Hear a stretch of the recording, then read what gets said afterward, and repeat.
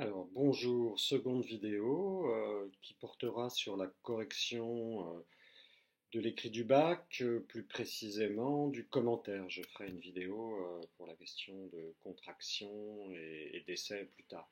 Donc on va revenir sur quelques généralités à propos du commentaire et puis s'intéresser au commentaire de ce poème particulier de Senghor.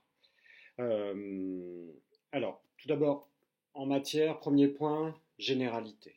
Alors, j'ai fait le choix d'un poème de Senghor. Je pense que, vu le nombre d'entre vous qui avez choisi ce sujet, je pense que vous avez compris pourquoi, hein, parce que j'ai pensé tout simplement, comme on avait beaucoup travaillé sur la poésie, et sur Senghor en particulier avec son poème intitulé À New York, je pensais que vous étiez compétent pour travailler sur ce poème. Et de ce point de vue, je suis plutôt satisfait, j'ai pas été déçu.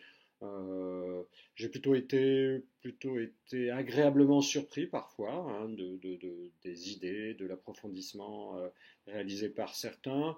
J'ai pas été déçu par d'autres, simplement je pense qu'en règle générale, même pour les élèves qui ont plutôt de bons résultats, vous êtes souvent un peu trop bref. Vous vous contentez un petit peu d'avoir repéré quelques éléments et puis voilà, ça va pas assez loin, je pense, dans l'analyse. Donc voilà, par exemple, souvent vous faites des hypothèses pertinentes.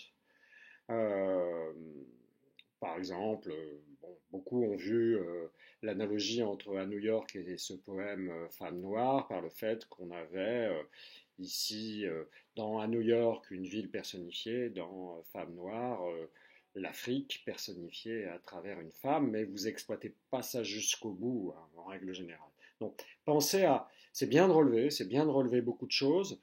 Par exemple, beaucoup d'entre vous ont relevé beaucoup de lexique, beaucoup de figures de style, des métaphores, des comparaisons, euh, certains des constructions, des types de vers, des répétitions, mais souvent ça en reste à, il y a deux, trois mots de commentaire et pas plus. Je pense que quand vous avez une figure, une métaphore, une comparaison, à aller jusqu'au bout de l'analyse pour essayer de montrer ce qu'on peut lire dans cette idée. Hein.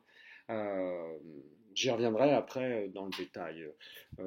Voilà pour ces généralités. Alors, deuxième point, en guise un peu d'introduction de ce qu'on va faire, euh, je voulais en fait souligner un paradoxe qui a été révélé par l'actualité récente.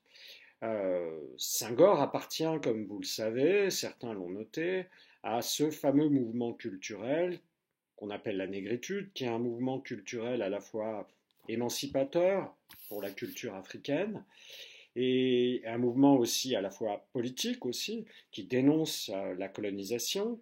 Et pourtant, le paradoxe, c'est que pourtant, tout récemment, de jeunes manifestants, je ne sais pas si vous avez suivi cette actualité-là, de jeunes manifestants, il y avait des manifestations importantes à Dakar, au Sénégal, qui protestaient à cause de procédures électorales et pour protester un peu aussi contre euh, pas mal de problèmes sociaux que connaissent les jeunes à Dakar, eh bien ces manifestants, ces jeunes manifestants de Dakar, dénonçaient pas seulement leur pouvoir actuel, mais ils dénonçaient aussi des figures comme celle de leur premier président, à savoir Léopold Sédar Senghor.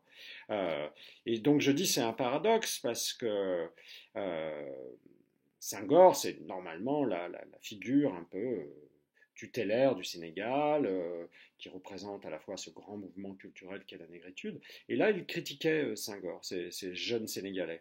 Et il le critiquait pour une raison qui nous intéresse à propos de ce commentaire, c'est que il soulignait notamment que Senghor avait fait nombre de poèmes pour célébrer la femme noire, comme celui qui nous intéresse, mais dans le même temps, il avait épousé une femme blanche.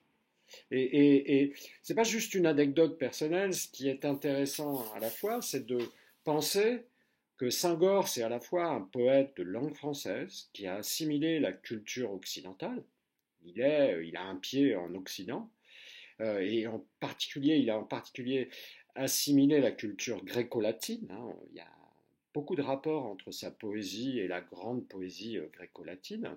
On reviendra notamment sur le fait que on a quelque chose qui ressemble à l'ode latine, hein, comme chez Pindare par exemple. Et donc il a cette culture occidentale, Senghor, mais en même temps, il est tout de même celui qui célèbre au milieu du XXe siècle, hein, dans les années 30, 40, 50, la culture, l'art africain, qui était alors invisible. Faut bien considérer ça, se remettre dans le contexte de l'époque. Donc ce qui est intéressant, alors j'ai vu peu de copies, peu de démarches comment dire, qui, qui avaient un sens critique autour de ce poème de Senghor, à la fois sur sa vision de la femme ou sur sa vision de l'Afrique. Certains l'ont fait, assez peu. Néanmoins, je leur dis de faire attention. Hein. Je pense je donne cet exemple, hein, c'est celui de Melem qui a fait quelque chose qui a des pistes vraiment intéressantes. Melem en 1 à 2. Et lui n'a pas peur de critiquer un peu la vision un peu stéréotypée de la femme et de l'Afrique chez Senghor. Mais je dis attention, je pense qu'il faut être très équilibré là-dessus. Un commentaire, ce qui est intéressant ici, c'est qu'on voit très bien ce que c'est qu'un commentaire. C'est à la fois euh, comment on le lit aujourd'hui, hein, et donc je le lis en effet, vous le lisez avec votre sensibilité d'aujourd'hui, et de ce point de vue, on peut avoir le sentiment d'avoir un poème un peu hiératique, un peu vieillot même. Attention aux mots qu'on utilise, hein, tout de même dans la copie, et un poème avec une vision de l'Afrique, voilà, gazelle, savane, etc., qui semble un peu cliché. Pareil pour la femme. Néanmoins, il faut se remettre dans le contexte de l'époque, et donc c'est pour ça que je parle d'équilibre, équilibrer ça avec l'idée aussi que, bah, au moment où il écrit, Senghor, comme Césaire, sont bien sûr des poètes de langue française, qui ont une part de culture occidentale, mais ils mettent en avant une beauté, on en reparlera, cette beauté de la femme noire, ils mettent en avant une culture qui était invisible dans l'art et dans la poésie au moment où ils produisent leurs œuvres les plus importantes. Donc, voilà pour cette introduction. Alors, troisième point, j'en viens à me poser la question de savoir comment commencer l'analyse. Et là, c'est un point très important de méthode qui importe pour ce poème et qui importera pour d'autres, pour l'analyse d'autres textes, et notamment à l'écrit du bac. Euh, Vous l'avez vu, sous le poème, j'ai indiqué deux axes de lecture. Euh, vous avez commencé en général par analyser le poème lui-même, mais vous avez peu tenu compte des mots qui sont utilisés dans ces axes de lecture. Je pense que retenez cette idée-là. Non seulement vous devez faire une analyse de l'écriture de Senghor dans son poème, mais il est important d'avoir d'abord un travail sur le lexique, sur les mots, les expressions qui sont utilisés dans ces axes de lecture. Je reprends ces deux axes de lecture. Le premier axe, c'était la célébration lyrique de la beauté féminine. Euh, c'est intéressant, on y reviendra. Célébration lyrique, qu'est-ce que ça veut dire? Hein, qu'est-ce que ça veut dire le lyrisme, mais qu'est-ce que ça veut dire célébration lyrique?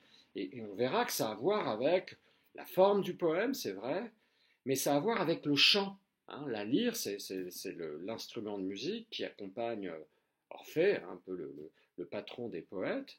Et donc il y a quelque chose à voir avec la musique de ce poème, avec le chant dans ce poème. Hein. Plus que la chanson, j'ai vu le terme utiliser plutôt le terme de chant, hein, qui a plus un rapport avec la poésie. Voilà, célébration lyrique, qu'est-ce que ça veut dire on va travailler là-dessus. Beauté féminine, c'est pareil, de quelle beauté on parle?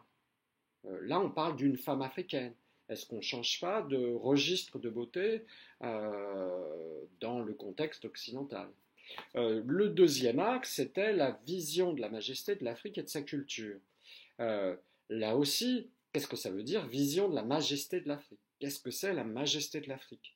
Et il y a sans doute un rapport avec à la fois l'espace africain et puis l'histoire de l'Afrique. Et ça, c'est intéressant. Sa culture, je pense que vous avez compris et vous avez cherché un certain nombre de choses. Donc il est important d'analyser ces axes, d'analyser les termes, de faire un peu comme une sorte de carte mentale, je dirais, autour de ces axes. On va faire ça ensuite. Hein.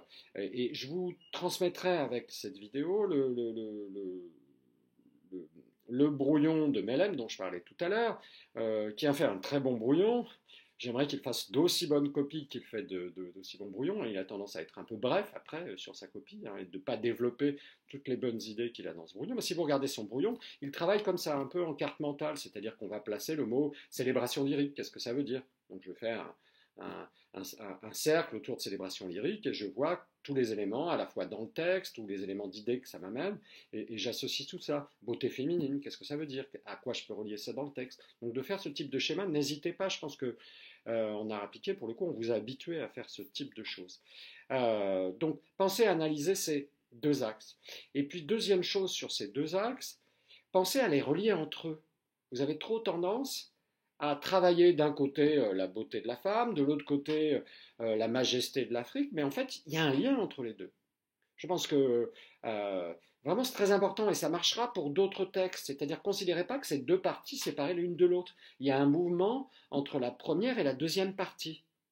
On voit d'abord la beauté de la femme, mais cette beauté de la femme, elle s'inscrit plus généralement dans une vision, une célébration de l'Afrique.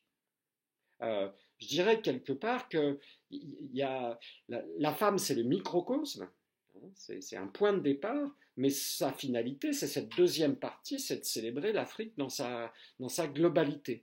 Il y a une imbrication entre les deux axes, et je pense que dans beaucoup d'autres, sur d'autres sujets, ça peut être le cas aussi. Vous avez une partie qui va se développer dans l'autre ici. Il y a un mouvement, il y a une avancée dans ces deux axes.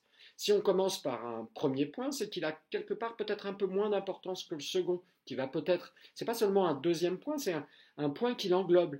La question de la vision de l'Afrique, elle englobe cette célébration de la beauté féminine. Il y a vraiment cette idée-là. Et c'est un peu pensé, c'est un peu comme à New York. Hein. À New York, fondamentalement, la femme, c'est juste une personnification pour parler de la ville de New York. Donc ici, on pourrait s'interroger, certains ont eu cette intuition-là, est-ce qu'il parle vraiment d'une femme?